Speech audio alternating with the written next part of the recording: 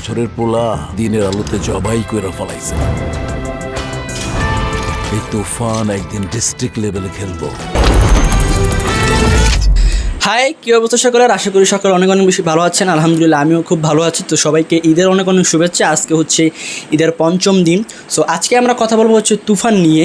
আজকে আমরা তুফান নিয়ে কথা বলবো। সো আপনারা সবাই জানেন হয়তো যে রায়হান রাফি ছবি এবং শাকিব খানের তুফান, এটা আসলে কুরবানি ঈদে রিলিজ করা হয়েছে। সো এই ছবিটার অনেক হাইপ। এই ছবিটা যদি আমি কথা না বলি তাহলে আসলে মানে এটা অন্যায় করা হবে তুফান ছবির সাথে। সো আজকে আমি কথা বলবো হচ্ছে তুফান ছবি নিয়ে।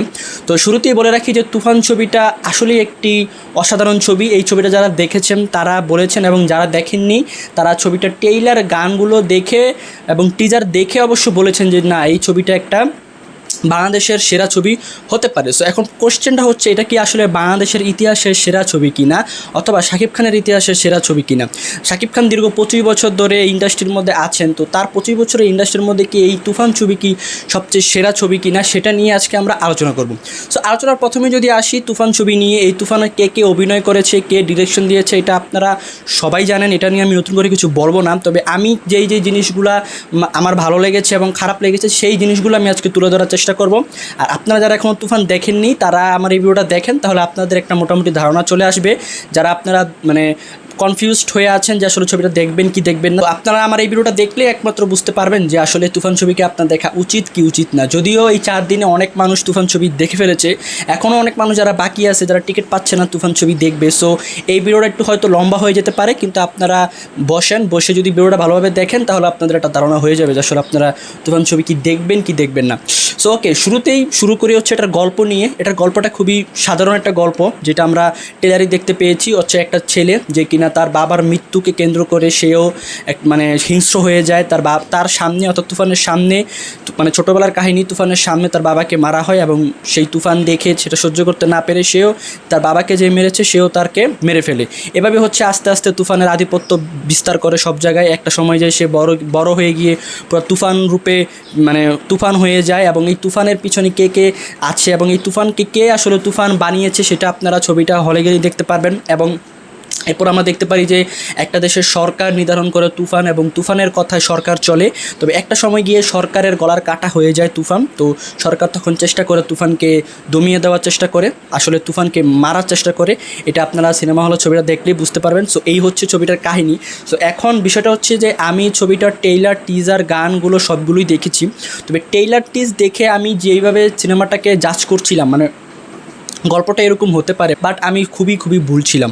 আসলে আমরা ম্যাক্সিমাম দর্শকই, আমার মনে হয় আমার মতন আপনারা কানেক্ট করতে পারবেন, ম্যাক্সিমাম দর্শকই যেটা ভেবে আসলে সিনেমা হলে গিয়েছে তার উল্টোটা ঘটেছে। আসলে এটাই আসলে দরকার। কারণ আমি যদি একটা সিনেমা নিয়ে যদি একটা জিনিস ভাবি, ওই জিনিসটা যদি আমি সিনেমা হলে দেখতে পাওয়া যায়, তাহলে আসলে জিনিসটা ওই সিনেমাটার কোনো মানই হয় না। তাহলে তো আমি সিনেমা তো যাই গেলাম, তাহলে আমার সিনেমা হলে গিয়ে আসলে সিনেমা দেখার মানেটা কি? আমি যেটা ভেবেছি এইটা যদি বিপরীত হয়ে যায়, মানে অন্যটা আমি ভেবেছি একটা, হয়ে গেছে আরেকটা, এরকম যদি হয় তাহলে ঠিক আছে, ওই সিনেমাটার একটা দম আছে বলা যায়। সো আমি যেটা ভেবে হলে গিয়েছি এর পুরো উল্টোটা ঘটেছে। এই সিনেমার পুরো টুইস্টে ভরা এই ছবিতে আপনারা যা যা ভেবে আর কি হলে যাবেন, পুরো উল্টোটা ঘটবে। আপনারা মানুষ দেখছিলাম যে অনেকে মানে এই ছবিটা রিলিজ হওয়ার আগে অনেক কোশ্চেন মার্ক ছিল যে এখানে কি শাকিব খানের ডাবল পার্ট কিনা, শাকিব খানের ট্রিপল পার্ট কিনা, এখানে বিলেন কে, এখানে কি নায়িকা বিলেন, নাকি এখানে মিশা সওদাগর বিলেন, নাকি এখানে চঞ্চল চৌধুরী বিলেন, আবার এখানে কি চঞ্চল চৌধুরী কি সিআইডি অফিসার কিনা, এখানে অনেক কোশ্চেন আছে। সো সব কোশ্চেনের উত্তর আপনারা ছবিটা দেখলেই উত্তরটা আপনারা খুঁজে পাবেন। সো এখন আমি কথা বলবো হচ্ছে তুফানের সবচেয়ে মোস্ট যেই মানে টুইস্টগুলো, ওই টুইস্টগুলোর কথা আমি বলবো, যদিও আমি স্পয়লার দিব না। সো শুরু যদি বলি, এই ছবির একদম শুরু থেকে একদম শেষ পর্যন্ত আসলে আপনি চোখ ছবির স্ক্রিন থেকে সরাতে পারবেন না। আপনাকে পুরা মানে আপনাকে একদম ধৈর্য ধরে বসে ছবিটা পুরো ফুল দেখতে হবে, এবং সেই দেখার মতন ছবি রায়হান রাফি তৈরি করেছেন। এই ছবিটাকে আমি যদি বলি, শাকিব খানের এই 25 বছরের জীবনে, মানে ইন্ডাস্ট্রিতে যে 25 বছর তিনি কাটিয়েছেন, এর মধ্যে শাকিব খানের একটা সেরা ছবি, এটা মানে একদম নিঃসন্দেহে বলা যায়। অথবা 25 বছরে তার যেই ছবি, বেস্ট 5টা ছবির মধ্যে এই তুফান ছবিটা জায়গা করে নেবে, এটাও বলা যায়। এবং রায়হান রাফির জীবনেও সবচেয়ে সেরা ছবি, সেটাও বলা যায়। যদিও রায়হান রাফি মোট 7টা কি 8টা ছবি বানিয়েছেন, যার মধ্যে এই ছবিটা বেস্ট। সো এই ছবির ভিতরে অনেক টুইস্ট আছে। এই ছবির ভিতরে আপনারা যা ভাববেন তা এই ছবির ভিতরে কিচ্ছু পাবেন না, যে অন্য কিছু পাবেন, নতুন কিছু পাবেন। এই ছবিতে এমন এমন জায়গায় এমন এমন টুইস্ট আছে যেটা আসলে দেখে বিশ্বাসই করতে পারতেছিলাম না। এই টুইস্টগুলো আমার কাছে খুবই ভালো লেগেছে এবং এই ছবির সিনেমাটোগ্রাফি, কালার গ্রেডিং নিয়ে সবাই কথা বলেছে, অন্যান্য রিভিউরা কথা বলেছে। সো আমি এই জিনিসগুলো নিয়ে কথা বলবো না, এগুলো বেস্ট ছিল। আমার যেই জিনিসটা সবচেয়ে বেশি ভালো লেগেছে সেই জিনিসটা হচ্ছে যে নাবিলা, অর্থাৎ শাকিব খানের যেই আরেকটা নায়িকা থাকে, এখানে নায়িকা থেকে দুইজন, মিমি এবং নাবিলা। সো নাবিলার ভয়েস ওভারটা আমার কাছে খুব বেশি মিষ্টি লেগেছে। অর্থাৎ মানে নাবিলা যে ডাবিং পার্টটা ছিল তার কণ্ঠটা অনেক সুন্দর হয়েছে। আর নর্মালি সবার কণ্ঠ ঠিক আছে, বাট নাবিলারটা আমার অনেক বেশি ভালো লেগেছে। আর এছাড়া যদি আমি বলতে চাই, সেখানে হচ্ছে যে কিছু বিজিএম ছিল, আসলে কিছু না, পুরা মুভিটাকেই বিজিএমের মাধ্যমে তুলে ধরা হয়েছে। আসলে এই ছবিটা যখন আমি মানে দেখতে বসছি, সো এই ছবির যে বিজিএমগুলো ছিল না, এই বিজিএমগুলো দেখে আসলে মনে হয়েছে যে না, আমি একটা তামিল অথবা তেলেগু অথবা আমি একটা মানে বলিউড ছবি দেখতেছি। আসলে আমার এটাই ফিল আসছে।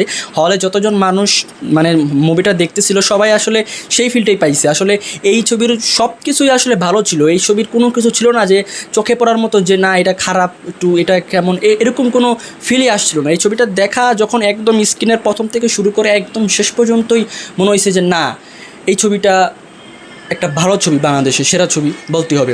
সো এই ছবিটার আমার সবচেয়ে বেশি ভালো লেগেছে হচ্ছে অভিনয়। এখানে আসলে একটা কী বলবো, নতুন এক শাকিব খানকে আমরা দেখতে পারছি।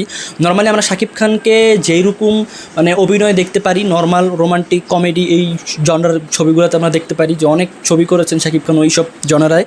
তো এই ছবিটার ভিতরে হচ্ছে পুরা তিনি গ্যাংস্টার থাকেন, তার একটা আলাদা সোয়াগ থাকে, একটা ভাইবস থাকে। তো তাকে দেখলে আসলে মনে করেন যে বুঝতে পারবেন না যেটা শাকিব খান, আপনার মনে হবে যেটা রণবীর কাপুর, আপনার মনে হবে এটা যে ইয়াশ অথবা যে কোনো শাহরুখ খান, এরকম মনে হবে, কিন্তু এটা আসলে হচ্ছে শাকিব খান। তো শাকিব খানকে নিয়ে আলাদা করে কিছু বলার নেই। তো এই ছবির সবচেয়ে মজার পার্ট ছিল এই ছবির গানগুলো। আপনারা ইউটিউবে হয়তো এই ছবির 3টা গান শুনেছেন, এই ছবির ভিতরে আরও 2টা গান আছে। একটা গান গেয়েছেন হচ্ছে হাবিব ওয়াহিদ। আরেকটা বিষয় হচ্ছে যে ছবিটাতে কালার গ্রেডিং অনেক সুন্দর ছিল, সিনেমাটোগ্রাফি অনেক সুন্দর ছিল এবং মানে বারবার আসলে আমার বলতে হয় যে এই ছবিটার বিজিএম মানে ব্যাকগ্রাউন্ড মিউজিক মানে মারাত্মক ছিল। মানে এমন মুহূর্তে এমন ব্যাকগ্রাউন্ড মিউজিক ছিল যেগুলো আসলে আপনাকে মানে পুরো শরীরে কাটা দিয়ে দিবে। সো এই ছিল আজকে তুফানের রিভিউ। সো এখন যদি আমি পুরা তুফানের বলতে যাই, এটা বলতে গেলে শাকিব খানের 25 বছরের জীবনের সেরা ছবি, এটা শাহান রাফির সেরা ছবি এবং এই ঈদের সেরা ছবি।